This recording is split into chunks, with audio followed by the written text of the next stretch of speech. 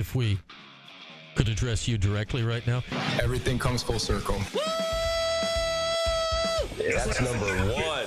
I don't tell him what questions to ask me. There are a lot of people around town that have the same question. Brush my teeth. I'm gonna get washed in the morning. I can't confirm or deny. You know, just keep going a little bit longer here, Mike. Keep going a little bit longer.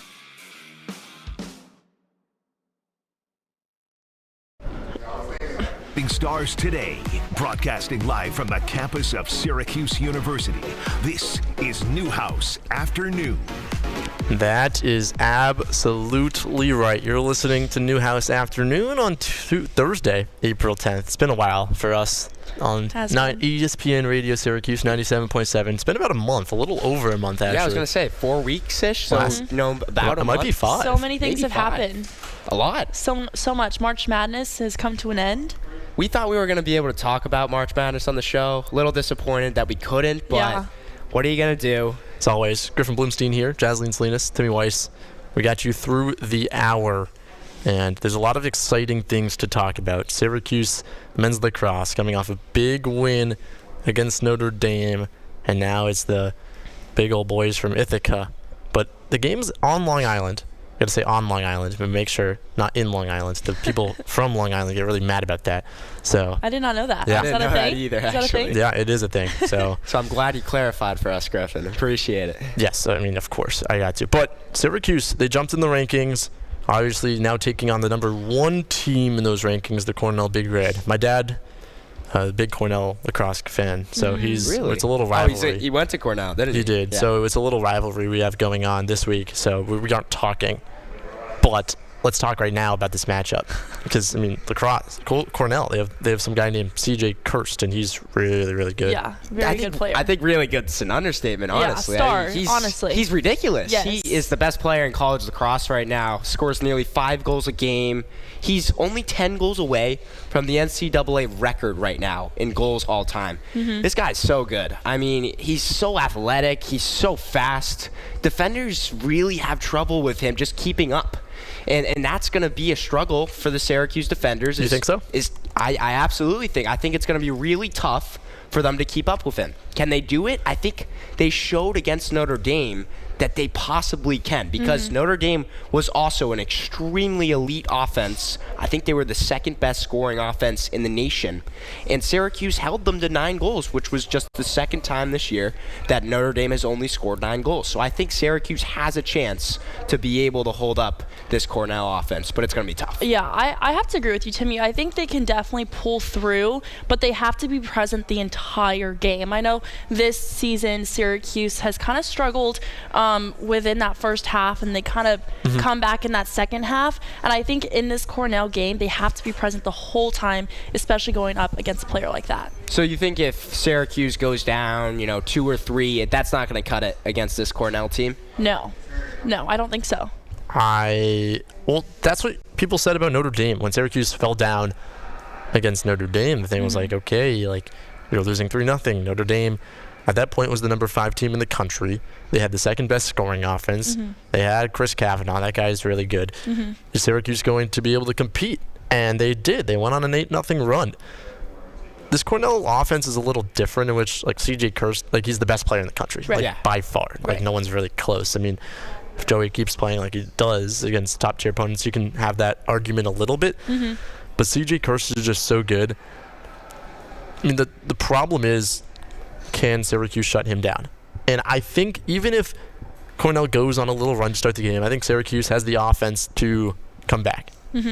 But I don't think it would be wise to start slow, obviously. Right. You never like start slow. But Syracuse has shown this season that they are capable of overcoming slow starts, and I don't think that will change on Long Island. I think there's going to be a run from Cornell this year. I think it's just going to happen. I think there's nothing you can do, and you just got to be able to survive the run that Cornell makes. I agree. I think there's going to be a 3 or 4 goal run, and Syracuse has to be able to answer with a run of their own. Lacrosse is a game of runs. That's how it goes, and especially when you've showed this year that you are a team of runs where you go down 5-1 against Virginia in the first quarter.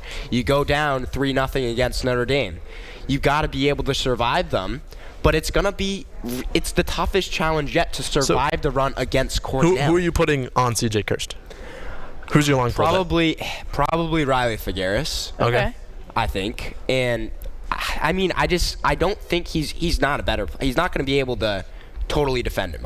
He's not going to be able to. It has to take more than just a couple players, and that's what I'm saying. Like, it has to be, everyone has to show up, and everyone has to show up from the start. I think Syracuse really hasn't faced a team with this kind of offense, honestly. No, I think so. haven't. I mean, Notre Dame was a awesome, competitor, and Syracuse showed out and overcame them, but I think that they haven't really faced a team like this, and because of that, I'm a little worried. I'm a little worried for Syracuse. I think it's going to be a good challenge. I think what Syracuse has to its advantage is they have a lot of good long pulls. Like you mentioned Riley Figueres. Figueres can definitely take that matchup. But then, like Billy Dwan, you have Nick Kakamo, you have Michael Grace. There's a lot of different options for Syracuse to throw on to CJ Kirst. Maybe you start him out with Riley Figueres. But then, okay, maybe CJ Kirst gets a goal or two. Then you can throw something new at him. You give him different looks so that he doesn't, because CJ Kirst, he's a smart player. He's one of the best players in the country, if not the best. He's going to know how to overcome that one-on-one matchup if you throw the same guy at him. So maybe you try out different looks. But I think if Syracuse is going to beat Cornell, it's not going to be about the defense. It's not going to be about CJ Kirst. It's going to be, can this Syracuse offense play to the way it played against Notre Dame? Can it play to the way it can be? Because when this Syracuse lacrosse team is at its potential, it's because the attack is so lethal, because they can score 15 to 20 goals in a given game. Do you think Syracuse has to score over 15 goals to win this game? No. I don't think they have to. I think if they score over 15 goals, I think it's a guaranteed win. Guaranteed? Yes. Really? I just don't think Syracuse's defense is going to allow more than 15 goals. And so if Syracuse is scoring 15 goals, that means they're controlling the pace of play. Okay. John Mullen's winning face-off. Their defense is clearing balls quicker. They're running in transition and getting quick goals. That means the offense is clicking, and they haven't scored 15 goals against an ACC team this year. Obviously, it's just been Virginia. But even against teams like Notre Dame, you score 14. That's pretty close to 15. Colgate, they scored 16 goals. No, yes, Colgate's a ranked team. Like for Hopkins, you only scored 13. Harvard, you couldn't get to that 15 mark. So I think that 15 goal mark is the path to success, because that shows like the Syracuse offense is really clicking. Hopefully it happens in all 4 quarters where they get like 4 or 5 goals a quarter, and that's what kind of separates Syracuse from Cornell. Who do you think needs to be the guy? Like, is it Joey Spallina that needs to be the guy in this game, or is it someone else? Is it Owen Hiltz? Is it someone else that needs to step up, or is it going to be Joey Spallina in the big game once again? He did it against Notre Dame. Do you think it's his time again? I think it would be a really cool story to say that Joey Spallina stepped up, knowing that we're going against the number 1 player, CJ Kirst, but like that would be a great story. I just don't know if I necessarily see that happening.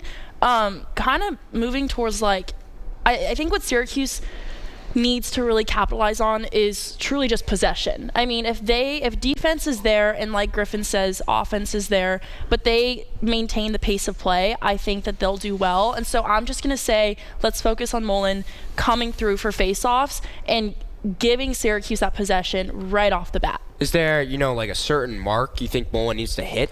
I think anything over. I mean, he's been so good. He's been he's been hot. fantastic. He's been I mean, he's been the key to a lot of these wins this year is because Mullen is winning the faceoffs. Exactly, and I think if he maintains that, I think if he maintains what he has been doing and possibly a little bit better, then I think Syracuse will be in possession, and Syracuse will be off to a good start. Yeah, I mean, right now he's winning 65% of his faceoffs. I think if he can get to that and potentially go a little more, 68-70%, it's going to be hard for Syracuse to lose. I mean, you can go back and say, all right, he won a lot against Harvard, but this is a much different team than when they played Harvard. I think for Syracuse to win, if you're talking about the attack specifically, I mean, it's got to be Joey Spallina. What's interesting about the way they played against Notre Dame is, I mean, over the course of Joey Spallina's career at Syracuse, he's been behind Cage at X, facilitating and then rotating around and scoring. Against Notre Dame, they moved Peyton Anderson to X, to behind Cage, and then they let Joey Spallina kind of run freely. And for that, it was interesting. Like, they had designed plays to get Joey Spallina into space and to score goals. And if that is the key, if that's the same philosophy they go against Cornell, it might be. They might change it up. But I think if that's the case, Joey Spallina needs to score like 4 goals and 2 assists, play as well as he did against Notre Dame, and that's going to be how Syracuse wins. It's interesting, too, that you brought up that point about Peyton Anderson being at X, because Joey Spallina said that's something he's comfortable with. You know, he's done that before where he's not the guy at X, and he is still able to really contribute to the team. So I think that honestly could maybe be a good thing for this team, and it clearly worked against Notre Dame because for how many times have we talked about Joey Spallina not stepping up in the big game? And he finally did it against Notre Dame. He finally had that first breakthrough where he gets his first hat trick against a ranked opponent. He had 4 goals against Notre Dame. First hat trick against a top 5 opponent, I believe. But now it's against the number 1 team. This is new territory. This is not territory he's entered before. I don't know. I mean, we'll see. I think it's a combination of Hiltz and Spallina that got to step up for me. I agree. I don't think it will be only Peyton Anderson at X. I think there will be certain times during the game where Joey will go back to that, and if that's the matchup they want, if Michael Leo is having a good game, and I mean, that's the thing about this Syracuse team. Trey Deer hasn't even played except for man-ups in the past 2 games. I know, it's crazy. It's a little crazy. Not sure what's going on there. But, and that's how good the Syracuse offense is. I mean, if Michael Leo is showing out, if Sam English is scoring 2 goals a game, if Owen Hiltz has his guaranteed 2 to 3 goals a night, Syracuse is going to be, they have so many weapons. And Peyton Anderson, what I love about Peyton Anderson so much, not only is he's a freshman, but he's like 6'2", 6'3". He's tall. He's an athletic attacker, something Syracuse didn't have last season, and he just adds a new element when he's diving across the crease to score goals. Like, that is another level of this offensive explosion. You guys got Syracuse getting the win against Cornell? I do. I think it's going to be a challenge, but I do think they're going to be able to come out on top. Final score? I don't know if they're going to hit that 15 mark, so I think I'm going to give Syracuse like a 13-11. All right. Well, I'll go 15-14. Syracuse takes it. You got another close one? Overtime like last year or no? Gosh, you know what? I like not. that. I think overtime. That's I think too it stressful. Goes to overtime. That's too stressful. These teams are just neck and neck. I think Syracuse is playing some of the best lacrosse in the nation right now, and it is going to be a neck-to-neck battle. It's going to be a battle. That's all I'll say. It's the 108th meeting all time between the Orange and Big Red. Second most games in a series in program history, behind, I'll let you guess. Syracuse Hopkins? Jazz? I guess. I don't know. Syracuse Hobart, 109. Oh, wow. So Syracuse has the 66-41 advantage, 40-1, one tie back in the day. But I think they're going to make it 67. I got, let's think. I'll go 15-12 Syracuse. Wow. All right. A little domination. Domination for Syracuse. Domination, for a Syracuse Cornell game. What do we think? Do we think they're gonna start off on this slow start like they usually do? I do. I actually do as probably. well. Honestly, it seems like a given right now. I don't know but why. It's what's been working, I guess. I guess you could say that. We'll see. We'll see. All 3 of us think Syracuse is going to go down to Long Island and beat the Big Red. And we're coming up on a quick break here on Newhouse Afternoon. We'll be right back on ESPN Radio Syracuse 97.7. Thank you. Get this thing. I'm going to grab my laptop. Okay. It's all right.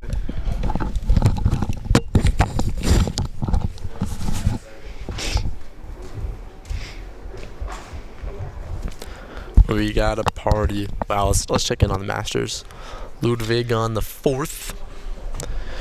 We'll go over our Masters winners later, but I mean, it's just a great time to watch the Masters. You can just leave it there. I'll grab it. So amazing, honestly. Were you a big Masters fan before college? No. No? Not really. Masters fan? Fan of the Masters? Jazz said she doesn't like. Not that I don't like golf. In fact, I play I play golf quite a bit with my family, especially with my brother. We'll go out to the range a bit, but like, I don't know. I don't necessarily follow it. Oh, we have to wish. We're gonna play golf together. Should we? I guess we'll save this for on air, maybe. Yeah. But while we're here, we have to wish Jazz a happy belated birthday. Yeah. Thank you. Her birthday was yesterday. If those listening or watching, on Q put a Sports happy Talk. birthday in the chat if you'd like to right now. Drop a B-Day shout. Yep. We were walking across the campus as students do here. Students do walk across campus to get to class. And there was like 10, 15, maybe 20 people who said happy birthday. 20 is a stretch. It was pretty close. I'm not surprised. Apparently, yeah. And I was like, wow. I was like, so many friends. I was like, man, wish that was us. Wish that was us. Man. You know, maybe there's like, I'm pretty lucky if like one person says happy birthday to me. Like maybe like and like my mom and my dad. I'd probably say happy birthday. Maybe my sister will. Forget? No, they'll both remember. But like, I'm not sure if my sister even remembers my birthday. Just kidding. See, shout out Super Cat in the chat. That's why I really like that guy. Yeah. Love it. Wow, thank you. I appreciate that. Appreciate that, guys. Yeah, I mean, I don't know about you, Timmy, but yeah, I'm not a big birthday guy. Not a big birthday really? guy. Like, you don't like your birthday? I love celebrating birthdays, mine and others. I love birthdays. Yeah, it's fun celebrating others' birthdays. I love the whole aspect of singing to someone. I don't really like candle. It's so fun, like when someone just like explodes with a happy birthday chant out of nowhere for someone and they're not expecting it. Yeah, that did happen last night. I do that except when it's someone's not when it's not someone's birthday. Oh, like my friends and I will go out to tour. I love tour guides. That. No. So my friends really and I funny, back at home. I love that. When we go out to eat, we'll kind of like we'll pretend that it's someone's birthday, but the person that we're doing it to isn't aware, and it's usually someone in the group who like gets really embarrassed. Right. Yep. But it's all fun and games. Classic right there. It's not mean. It's all. See, I like to go up to tour guides that I know usually. Yeah, if you know them. Kind of crazy if you go up to someone you don't know and you say that. Wish them happy birthday. Yeah, like when they're on a tour. Oh my gosh. Like usually people I know. Yeah. That's if it's someone brutal. you know, I would be so embarrassed. It's I'd be so embarrassed. It's really all funny. the tours like, oh, happy birthday. Happy birthday, and it's not their birthday. It happened to me when I was on a college tour once. Really? Wait, that's it was really with me and my dad. It was funny. I was like, ooh, I gotta steal this gift. I gotta know. And then the tour guide goes like, it's not my birthday, guys. Nah, the best tour guides play along with it. They'd be like, oh, yep, it's my birthday. What'd you get for me? Like, realistically, if it's your birthday, are you giving a tour? No. Definitely not. You could. You know, I was hanging out with my friends last night. We got back from Cheesecake Factory. Oh, really? Dude, I love Cheesecake Factory. I love Cheesecake Factory. Where'd you get? Have you ever been to Cheesecake Factory? You know what's Not so here, sad though? But I've been to Cheesecake Factory. So we go to Cheesecake Factory and usually they give you a piece of cheesecake for your birthday, like for free. Yeah. They don't do that anymore. You have to be a member, a reward member. No, just sign up. You have to sign up 2 weeks in advance of your birthday. Oh, that's baloney. So I was like, no worries. So she brought me like a little palm full of like palm size ice cream. And I was like, I was appreciative of anything, you know. Yeah. But I was. Did you sign up for the sad. cheesecake rewards? No, I won't sign up until next year. I'm not gonna get it. Am I bringing us in? Yeah.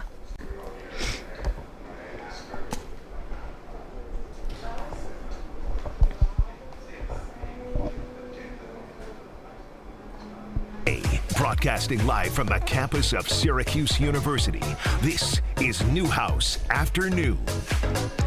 Welcome back to ESPN Syracuse 97.7. I'm Jasleen Salinas alongside Timmy Weiss and Griffin Bloomstein. Yep. We just finished talking about Syracuse men's lacrosse versus Cornell this Saturday, but now we're going to move it along inside the dome to Syracuse men's basketball. So much movement going on right now with the transfer portal. So much excitement for next season. I can't wait for next season. After a season this past year. You're excited? I'm excited for next season. You're not excited? You're not? No, I'm excited. I'm just saying, like, wouldn't this bad season make you less excited for next season? Right. No, because we have some exciting players, you know, and I think that we've been in this drought. Sure, definitely. It's been a long time. For a long time. It's been quite a long time for Syracuse standards. Right. Absolutely. Right. But I think you do have to be a bit hopeful Yes. I think that's maybe the word. That's the word I'd use Hopeful. right now. Griffin, are you going to be a little pessimistic right now? No, I'm not going to be. I could be if I really wanted to, but I think let's look at the additions Syracuse has brought into the transfer portal. 4 new transfers. 4 coming in next season. One of them, his name is a point guard. His name is not a point guard. He is a point guard. I was about to say that's a pretty weird name, Griffin. His name is Nathan George. Yes. He's from Georgia Tech. One of 2 Georgia Tech transfers that Syracuse decided to recruit from the portal. I don't think any of them are signed officially, so this is all strictly based on what's going on online. But Nathan George, point guard, 6'3", 185. I think he has 2 more years of eligibility left. He averaged 13.5, 6.5 assists, and then 4 rebounds. I mean, led the ACC in assists. That's a point guard Yes. right there. That's a real point guard. Yeah. I mean, I'm not talking about someone that doesn't defend or someone that doesn't pass the ball well. Now that's whoever Syracuse had on the team this year. 6'3" point guard. That's the kind of point guard I want on my team. Which is why you shouldn't be pessimistic. You should be optimistic about this season because we have a player like George. I think I have to be pessimistic until I see results, and I think that's the mentality of every Syracuse fan. That's at least what it should be. I don't care. I don't care who's on this team. I care about wins. I honestly mostly agree with that because I said I'm hopeful because I am, because there are good guys coming in, and Nathan George is an awesome pickup. That's something you really needed on this team.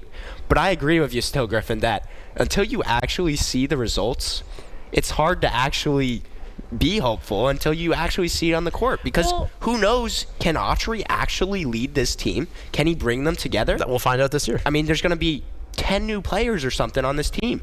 Something like that. I mean, 10. Who knows? Who knows what's going to happen? I think a rebuild is very exciting.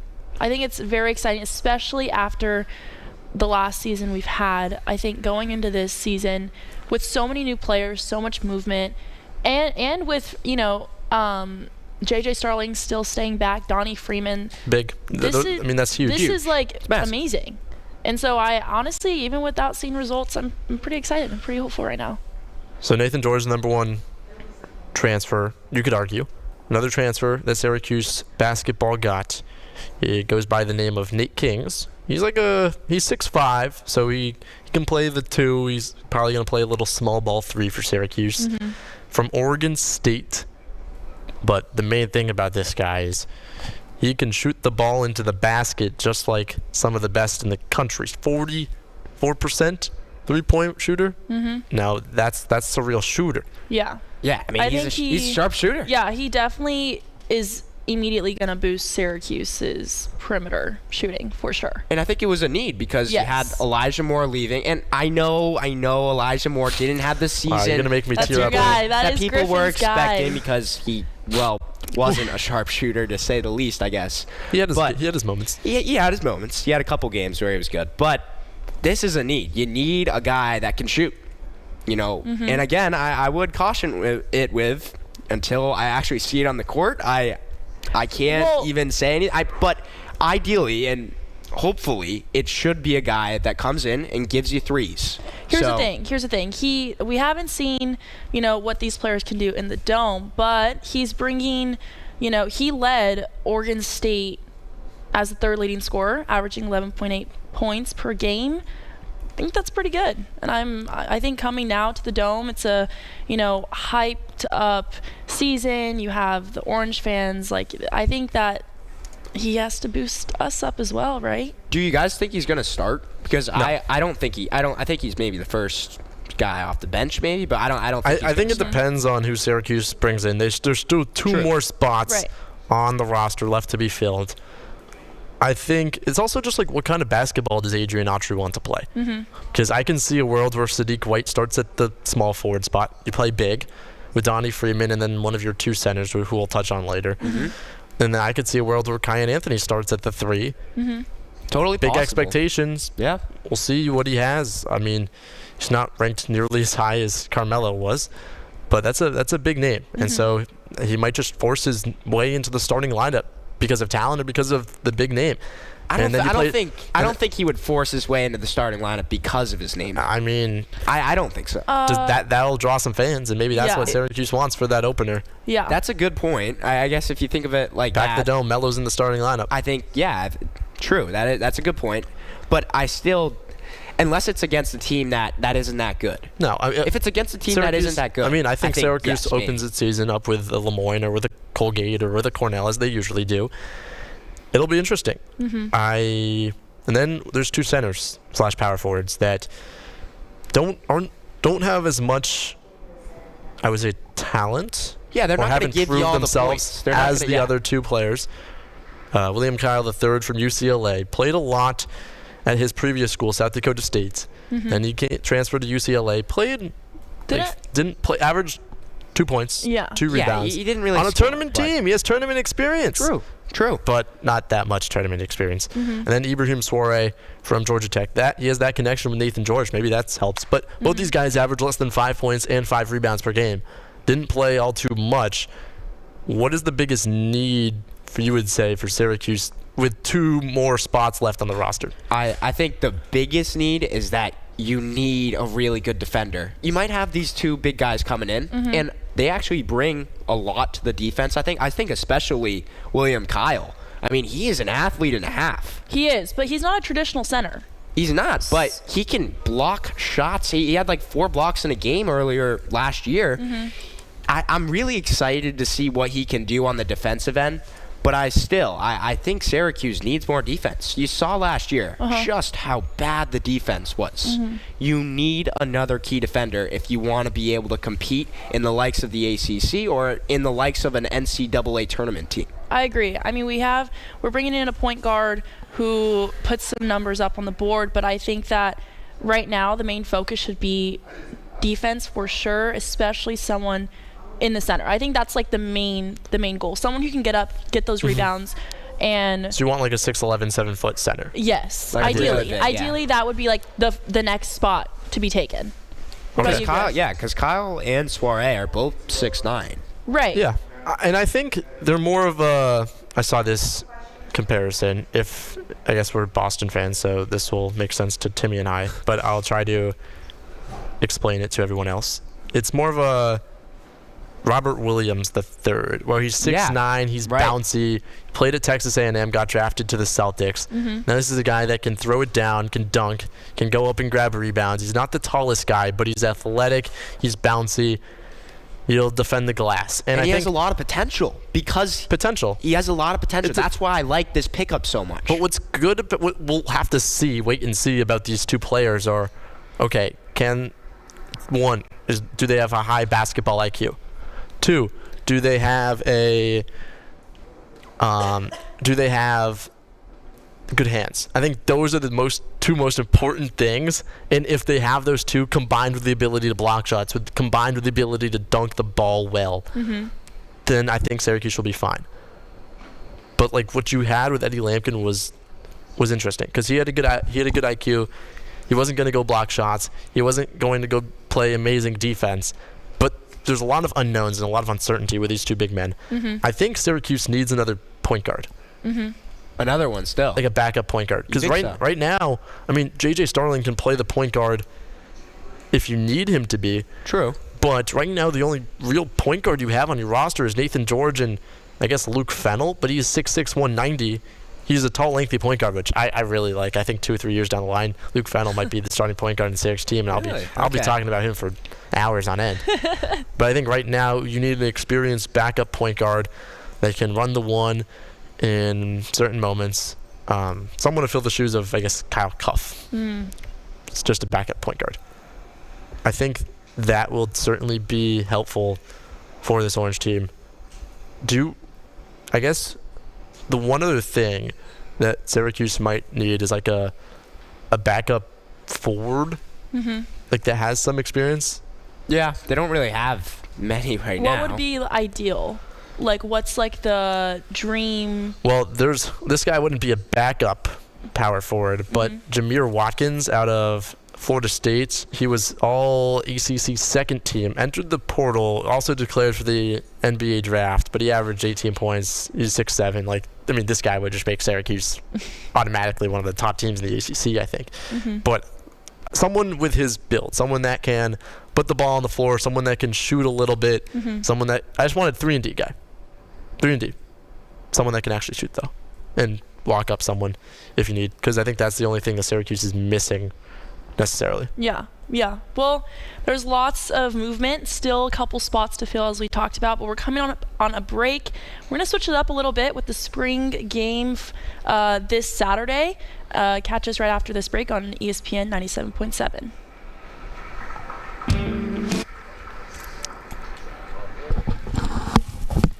I didn't know what to do. I was like, I was going to pause, and I was like, no one's going to talk. I should have just told you to wrap. I was like, I can go on if you need me to, but I'd rather let Can I have my you water talk. too? Try to find Jordan's Thank you. phone number. You said George's. Jordan, why? I have it. You have it? Mm-hmm. There's this interesting thing that came out today, some breaking news, but I don't know. Oh. That's what I'm trying to find. Hey, Jordan, you here? Wait, I don't see that link. Do. That's weird. How come I can't see that? See what? He put like a link in the spring block, Oh, yeah. in the football block.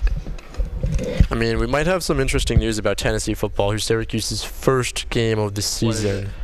An On3, one of the college football recruiting things, posted Tennessee and Nico Iamaleava.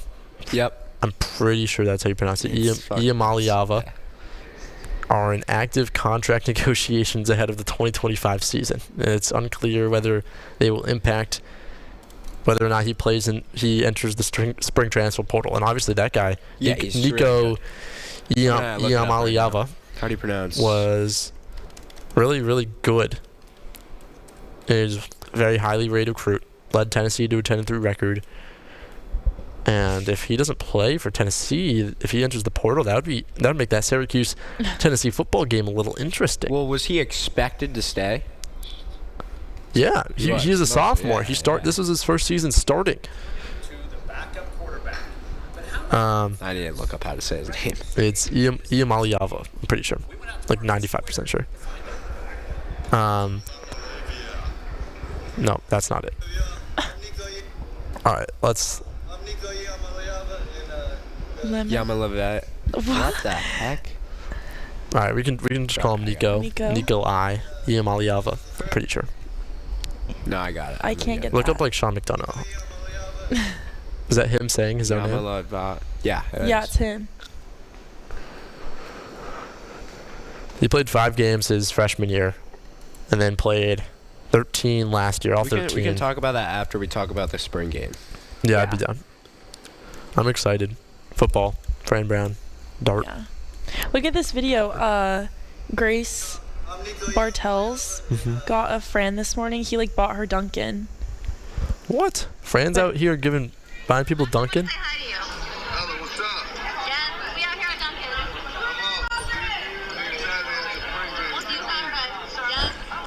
All right, we'll bring that up.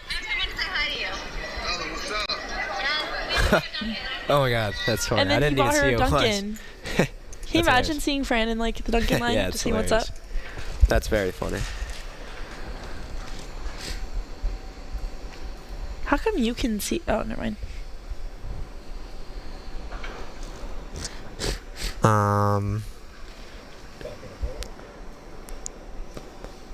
Are you taking this one?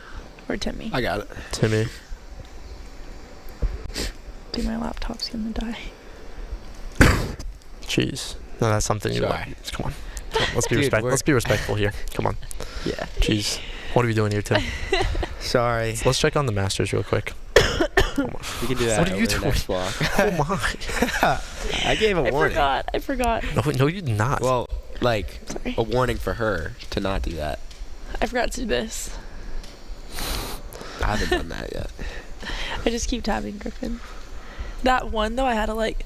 Yeah, I almost died.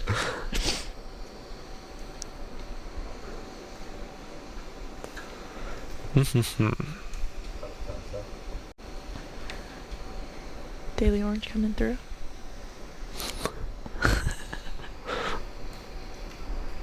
And Syracuse sports talk shows on QSportsTalk.com. Tomorrow's broadcasting stars today. Broadcasting live from the campus of Syracuse University. This is Newhouse Afternoon.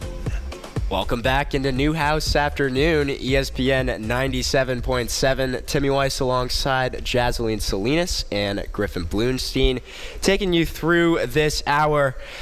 And guys, I mean, we've talked a lot about Syracuse men's lacrosse, huge game this weekend against Cornell. We've talked men's basketball, but what's left to talk about? Well, we have to talk about the football team. And finally, the spring football game is upon us, finally coming up this Saturday at 3 o'clock. I mean, guys, how are you feeling about next season right now? What are the emotions like? Are you excited for next season? I'm excited just as much as I'm excited for the basketball team. Honestly, I really see both teams doing so much better than this last season. I'm excited. So much better. Not even just better. So much better. Wow. I think both teams have so much potential to grow in this next season.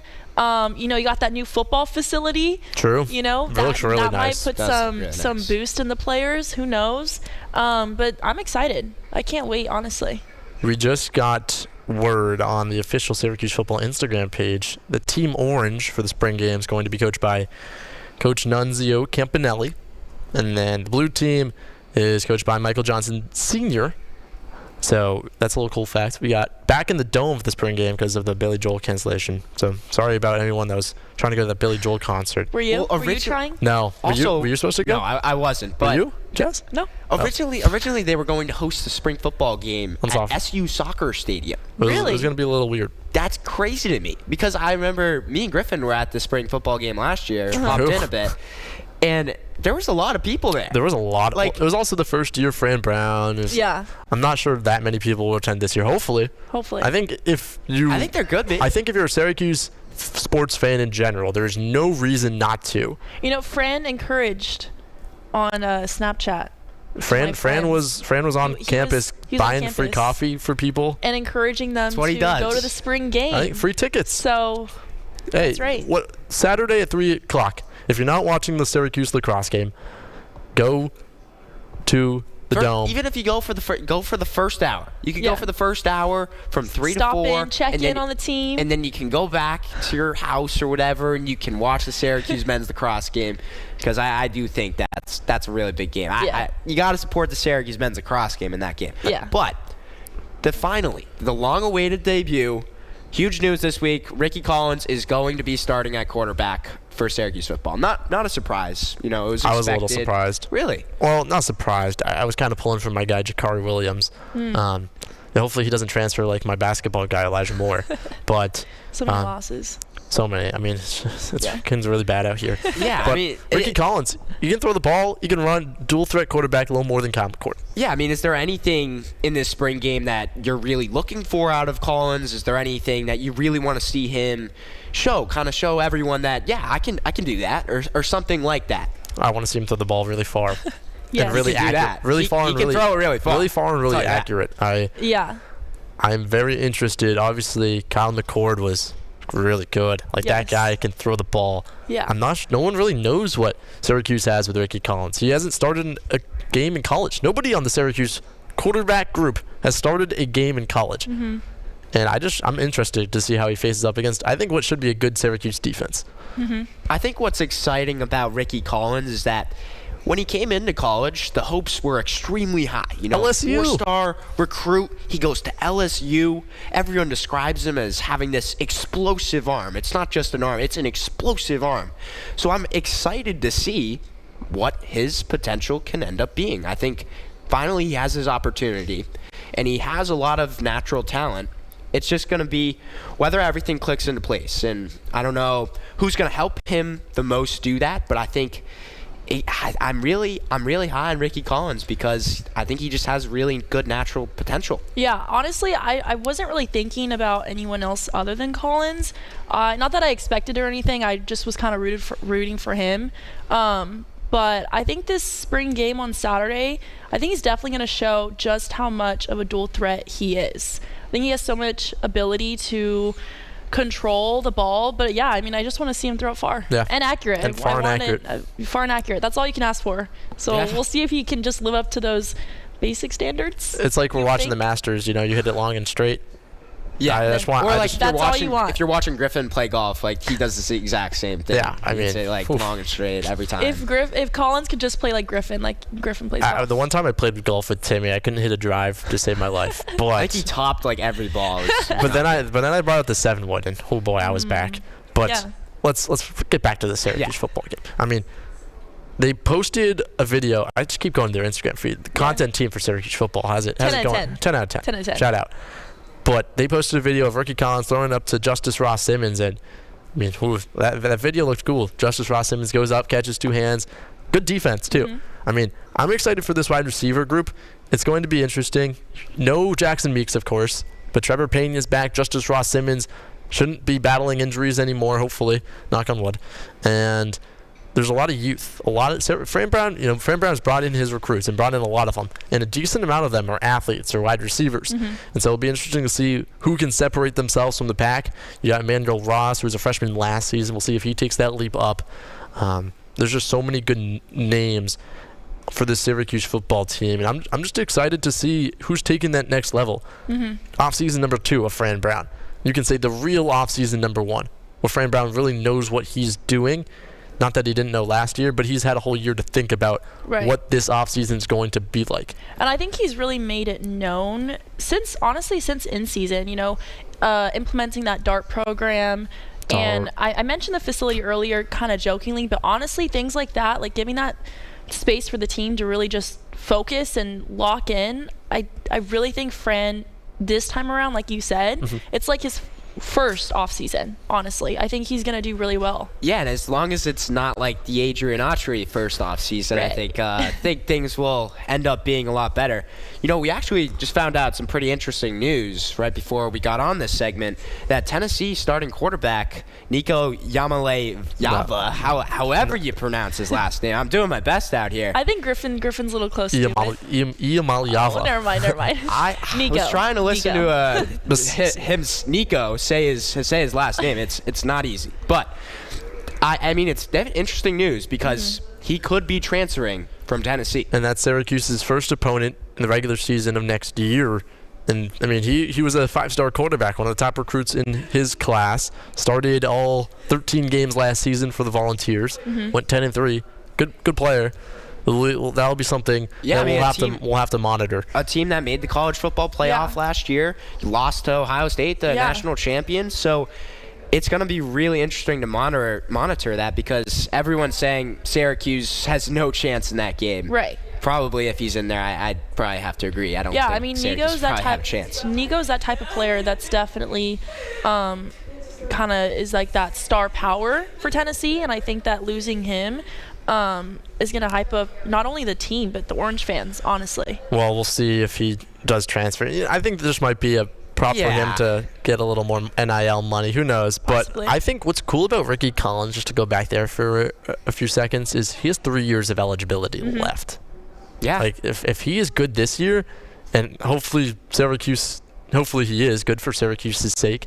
Hopefully Syracuse is able to keep him around. I mean, that's the thing. Like, if 3 years with a good dual-threat quarterback committed to LSU was supposed to replace Garrett Nussmeier, was in line after Joe Burrow, like, the LSU quarterback pipeline's legit. And if that magic can come to the 3-1-5, hopefully it all bodes well for Syracuse. Yeah. And all of a sudden, if you get 3 years straight of a really good quarterback, that program is going to be built up a ton. Fingers crossed. That could be really, really exciting. Yeah. So we'll see. But spring game, 3 o'clock. Get your free tickets. Are you guys going to go? Are you guys going to be there? I don't know if I'll be there because we have to cover the Syracuse men's lacrosse game for WAER, local radio station. Shout out. But Anyways, we are up against a break here on Newhouse Afternoon. But when we're back, we got some Masters to talk about, so you won't want to miss that. We'll be right back on ESPN 97.7. That AR shout is crazy. Tim, what are we doing? Just kidding. All right. Let's talk about the Masters. We all know we want to. It's the best sporting event of the year. Do you want to get some play-by-play right now? What's going on? No. Okay. Rory McIlroy on the 6th hole. All right. Looks like he has like 180-ish in. Carry the wind. All right. We'll give our real Masters picks when we get back. Mm-hmm. But who's someone that you wanted to pick that you did not pick? But I wanted Scott A. Scott A? You were talking about the Canadian players yesterday. I was. Who has the lead right now? Corey Connors, Canadian. Who would I want to pick that I didn't? I should have just kept with my Canadian feel yesterday. Who do I want to pick that I didn't? Yeah. Jordan Spieth. Shout out the... That's my guy. Jordan Spieth, that's your He's doing guy. well this morning. Huh? The England guys are doing really well right now. Yeah. Tyrrell Hatton, who... I mean, when he made the jump to live, I was a little mad. That guy's a really good player. How about the start for... And Justin Rose. Aaron Rye had a heck of a start today. Justin Rose is 400 through 8. Oh, really? Wow. Dude, Justin Rose, can sometimes just turn it on. He's such a good guy. Yeah, he is a good guy. There's a lot of good, mostly. He's a good friend. Good golfers. I like a lot of the golf guys, just as people. He's gotten second. Justin Rose has gotten second twice. There's a lot of nice guys. Just good dudes. And scroll up there. Justin Rose is -5 now. Holy smokes. Told you. Corey Connors. Scott Wow. A. Yeah, we were just talking about Corey Connors. Hey, my I didn't hear. Bryson. Oh, don't spoil your... Yeah, all right. Shoot. I don't even know. Sorry, guys. Sorry. My guy's doing okay. Your guy. I did pick an Englishman, which might be a little traitory. Wow. I mean, my backup guy was going to be Will Zalatoris, but he only has... I like Zalatoris. But he's just not. He only has good. he only has 7 pars on the day. You know you're not doing well when you have 7 pars, Well, unless they're birdies. Unless there's the other ones, 11 birdies, but that's never gonna happen, Tim. Let's be realistic here. If it was you on the course, I mean, if I was on the course, let's be real. Yeah. We're talking 7, 8 birds. Yeah, probably just 4 or 5 double couple bogeys, one or 2 triple bogeys. But those 7 birdies, they go hard. They do. Just kidding. How many? See, I don't like talking golf with Timmy because he's like an actual scratch golfer. Are you? Not scratch. I'm like a 7 handicap, 8 handicap. Yeah, I'm not it's scratch. No fun. I'm not scratch. That's a little I'm not scratch. I'm far from scratch. Scratch, you. I mean, you're significantly better than me still. I have a buddy who's scratch. He's so good. I don't know. I get smoked by him every time we play. Your buddy? You're a scratch golfer? Mm-hmm. I've beat him before, though. We won our member this summer, actually. Against old heads, yeah. Jeez. Oh my God. Again, disrespecting your elders, Timmy. Come on. Bro. What's the number one thing that SpongeBob taught you? Respect your. Oh wait, What? Timmy I didn't watch. Timmy didn't watch he's SpongeBob. uncultured. I know that was the joke.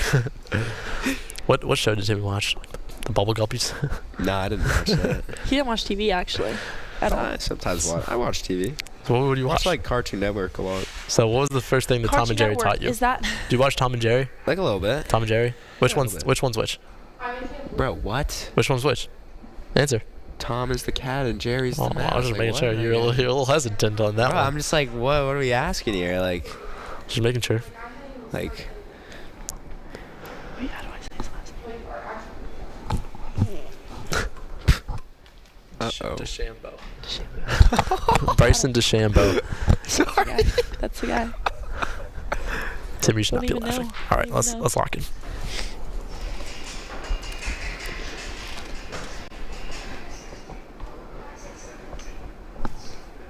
Live on QSportsTalk.com. Tomorrow's broadcasting stars today.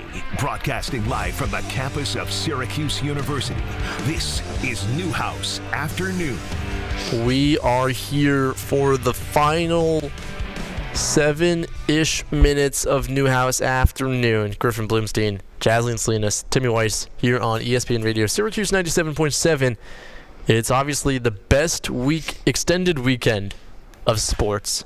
The Masters. Sports? Hello, friends. I mean, I love the Masters, Griffin, but of sports? I had a really good idea I forgot. I could have started with hello, friends, but I did not. And I really regret it. Here, try it one more time. No, it's the bid is past. It's over. Yeah, the bid is sorry. past. Welcome into our living room. Anyways, the Masters going on, day 1 underway, but it's really day 2 because I think the best event of the Masters is the par 3 contest where you have all the kids trying to get it over the water and what? Sorry. You don't like that? I mean, the best. All right, not the best, not the best. All right. It's Griffin. Yeah, that was what's going on here? that was a little bit of a crazy take. I'm not gonna lie. It's cool. It's cool. I'll give It's that cool. to you. It's a great way to not the start best your bet. weekend. You don't like watching that? Obviously, very cool. obviously, Sunday of the Masters is the best day. Let's There we go. be honest. Right now, we are.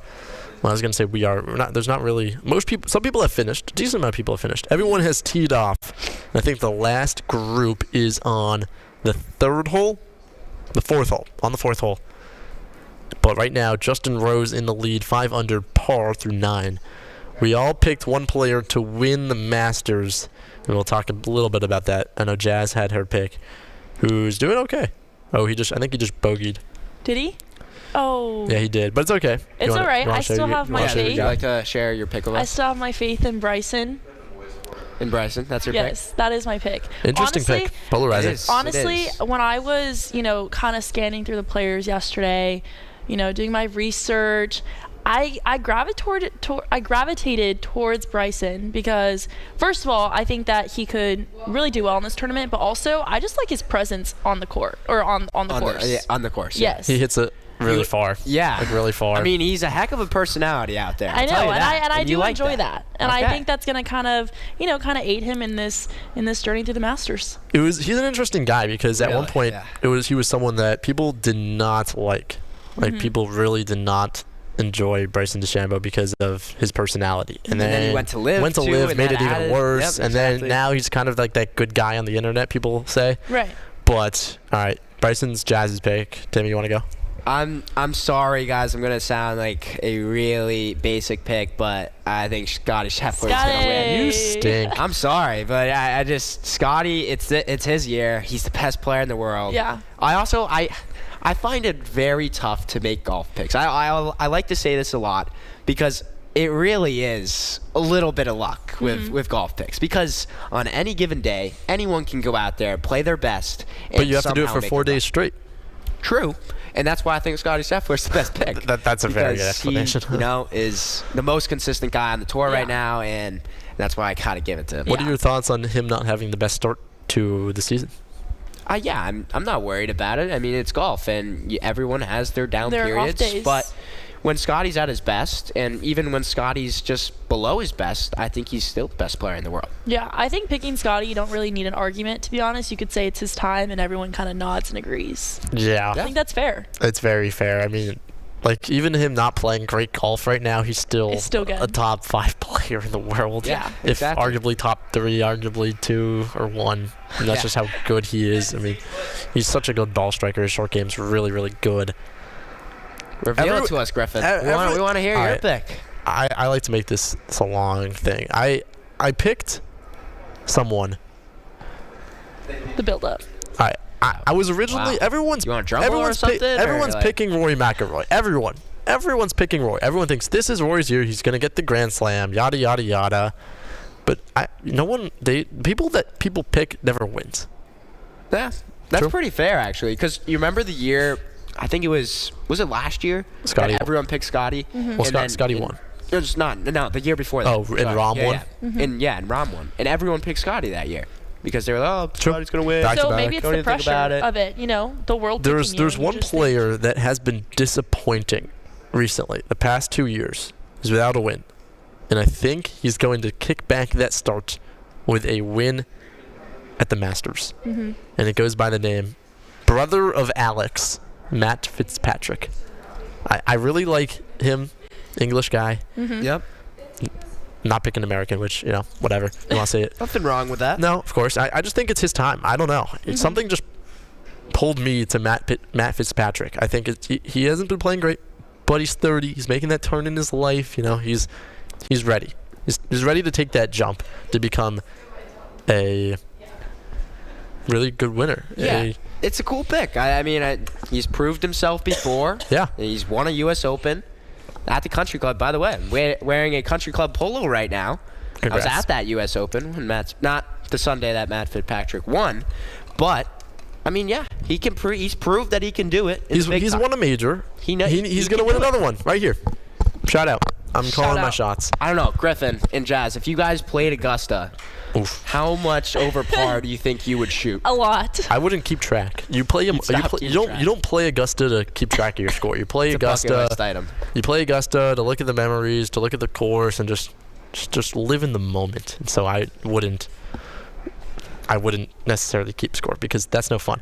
Who is your dream Masters person to play with? Oh, that's a good question. I mean, probably. I mean, I feel like I'd probably go with Tiger Woods because that would just be a peak of everything. I mean, you're with Tiger Woods and at Augusta. Okay, I'm picking my dad. I'll be nice. Jazz, who would you do? Who would you pick? Okay, I know we were giving a little bit of hate to Rory, but I would say Rory. If he gets his Grand Slam, that'd be fun. That is a great pick. Well, thank you for joining us on Newhouse Afternoon. The Corey Mack Show coming up right next. This is Orange.